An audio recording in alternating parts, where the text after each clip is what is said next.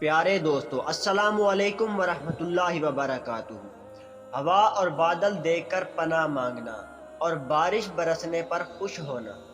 حضرت عائشہ رضی اللہ عنہا بیان کرتی ہے، نبی کریم صلی اللہ علیہ وآلہ وسلم کی عادت مبارک تھی کہ جب آندھی یا بادل کا دن ہوتا تو آپ صلی اللہ علیہ وآلہ وسلم کے چہرے مبارک پر اس کا اثر پہچانا جا سکتا تھا۔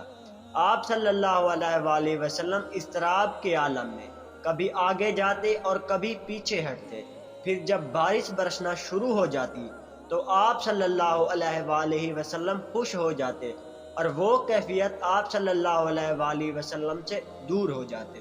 حضرت عائشہ رضی اللہ عنہا نے کہا، میں نے ایک بار پوچھا، آپ صلی اللہ علیہ وآلہ وسلم نے فرمایا، میں ڈر گیا یہ عذاب نہ ہو جو میری امت پر مسلط کر دیا گیا ہو، اور بارش کو دیکھ لیتے تو فرماتے یہ رحمت ہے۔